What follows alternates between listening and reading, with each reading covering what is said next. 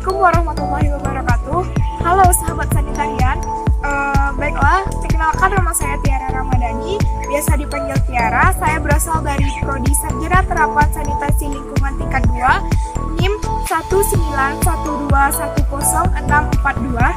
Nah, di sini saya akan melakukan inspeksi sanitasi pada lokasi Jorong Nadua Suku Salimpaung, Nagari Salimpaung, Kecamatan Salimpaung, Kabupaten Tanah Datar, dengan kode sarana 249 dengan pemilik sarana Nada Ujannah, dan tanggal kunjungan pada tanggal 27 November 2020. Di sini saya akan melakukan inspeksi sanitasi pada sumur gali, yaitu untuk melakukan inspeksi pada sarana air bersih. Inspeksi sanitasi pada sarana air bersih. Sarana air bersih merupakan salah satu kebutuhan pokok manusia yang diperoleh dari berbagai sumber tergantung pada kondisi daerah setempat. Inspeksi sanitasi adalah pemeriksaan dan evaluasi terhadap kondisi lingkungan, perlengkapan dan penyelenggaraan sistem penyediaan air minum dan sanitasi. Tujuan inspeksi sanitasi untuk mengetahui kondisi fisik sarana air bersih yang berkaitan dengan aspek sanitasi, lingkungan sarana, dan kualitas airnya. Hasil dari inspeksi sanitasi adalah tingkat risiko pencemaran. Jenis sarana air bersih: sumur gali, sumur pompa tangan, perlindungan mata air, penampungan air hujan, dan kran umum. Dan pada saat ini kita akan melakukan inspeksi sanitasi pada sumur gali. Syarat sumur gali: yang pertama lokasi 11 meter dari sumber pencemar, yang kedua lantai mempunyai kemiringan 1-5%, kemudian sarana pembuangan air limbah kemiringannya 2%, kemudian bibir sumur minimal 80 cm, kemudian dinding sumur 3 meter kedap air, kemudian tutup, dan selanjutnya timba atau ember itu harus digantung.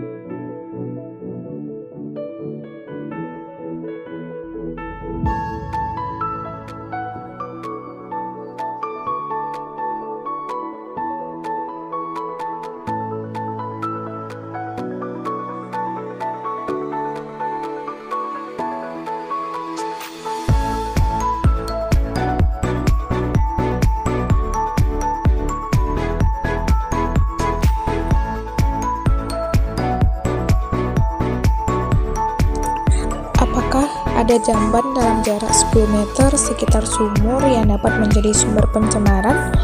Jawabannya tidak, karena jarak jamban lebih dari 10 meter dari sumur, dan begitu pula dengan jarak septic tank lebih dari 10 meter dari sumur, sehingga sumur aman dari sumber pencemaran.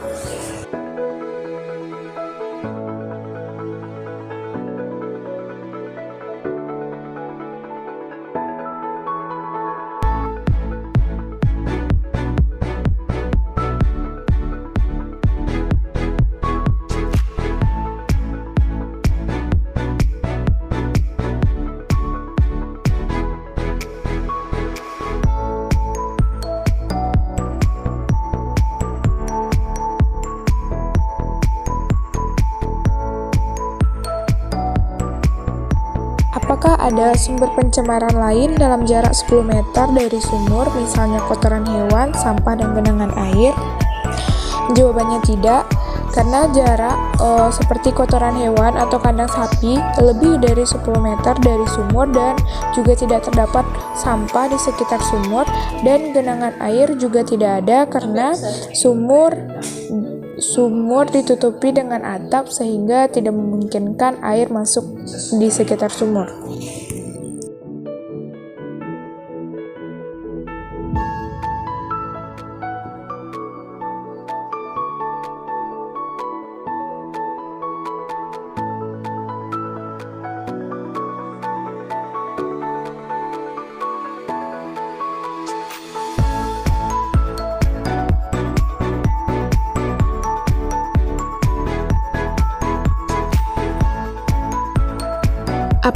ada sewaktu-waktu genangan air dalam jarak 2 meter sekitar sumur? Jawabannya tidak, karena di sekitar sumur diberi atap sehingga tidak memungkinkan untuk air hujan atau adanya genangan air di sekitar sumur yang akan menjadi sumber pencemar.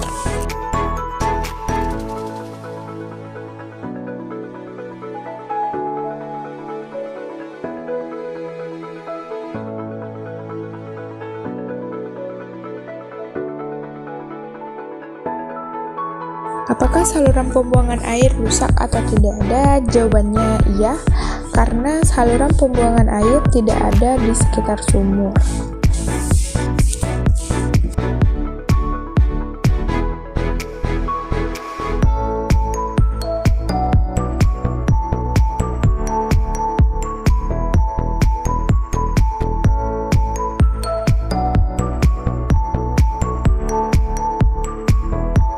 Apakah lantai semen yang mengitari sumur mempunyai radius kurang dari 1 meter? Jawabannya tidak, karena lantai semen yang mengitari sumur mempunyai radius lebih dari 1 meter atau mengelilingi sumur.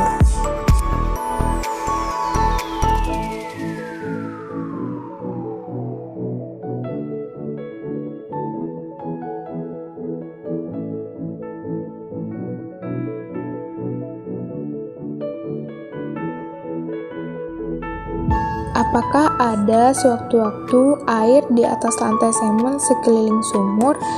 Jawabannya tidak, karena sumur dikelilingi atap yang tidak memungkinkan adanya air di sekitar semen atau lantai sekeliling sumur.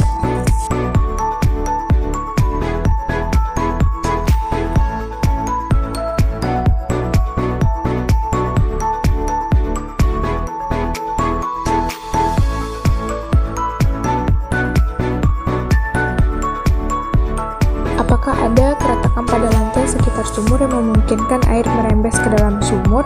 Jawabannya tidak, karena tidak ada keretakan pada lantai sekitar sumur yang memungkinkan air merembes ke dalam sumur.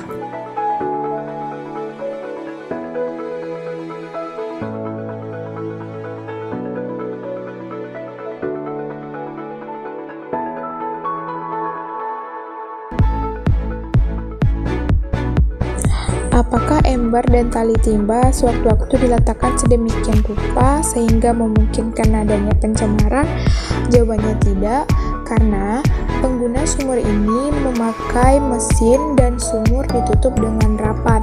Tim tidak memakai ember dan tali timba sehingga tidak memungkinkan adanya pencemaran terhadap sumur.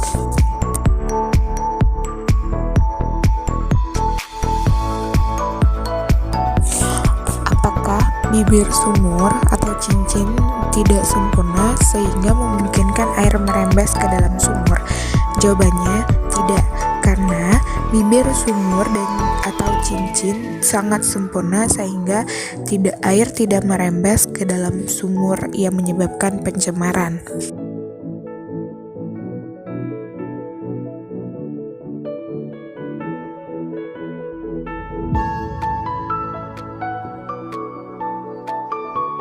Apakah dinding semen sepanjang ke dalam 3 meter dari atas permukaan tanah tidak diplester cukup rapat atau sempurna? Jawabannya tidak, karena dinding semen sepanjang 3 meter dari atas permukaan tanah diplester dengan cukup rapat dan sempurna sehingga tidak memungkinkan air merembes atau tidak memungkinkan adanya pencemaran.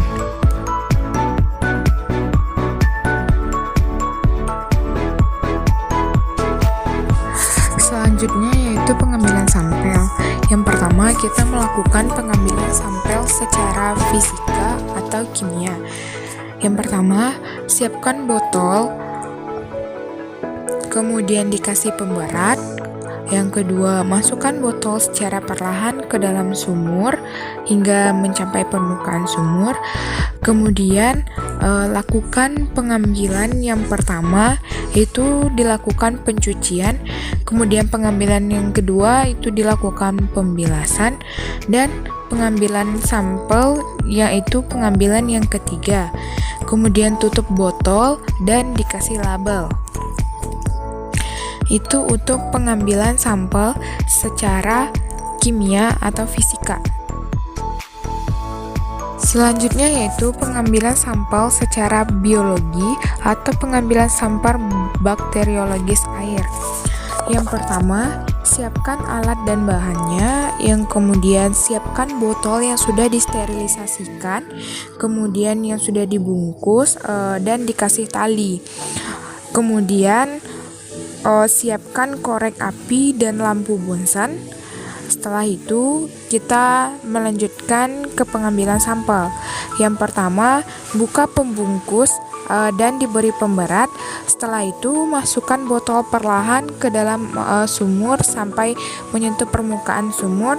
Kemudian lakukan pengambilan sampel. Yang pertama yaitu lakukan pencucian. Setelah itu diflambir. Kemudian lakukan pengambilan sampel yang kedua, yaitu itu untuk pembilasan, kemudian diflambir lagi, kemudian lakukan pengambilan sampel untuk yang ketiga, kemudian diflambir, dibuang sepertiga dan diflambir lagi.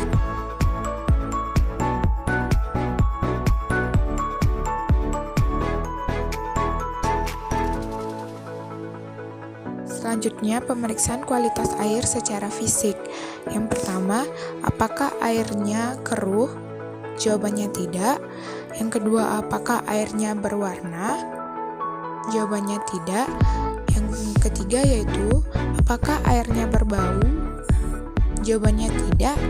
Yang keempat, apakah airnya berasa? Jawabannya juga tidak.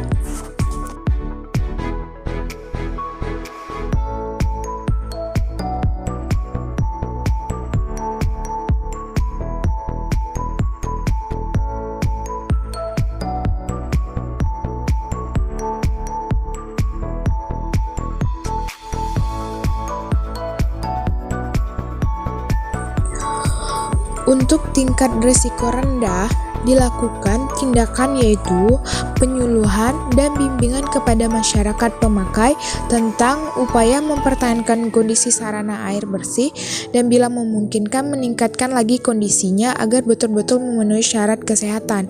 Yang kedua, penanganan air bersih mulai dari pengambilan air dari sarana air bersih, pengangkutan air ke tandon air di rumah, kemudian penyimpanan air di tandon dalam rumah. Baiklah, mungkin hanya sekian pemeriksaan sarana air bersih atau inspeksi sanitasi yang dapat saya lakukan. Mohon maaf jika ada kesalahan. Terima kasih atas segala perhatian. Wassalamualaikum warahmatullahi wabarakatuh.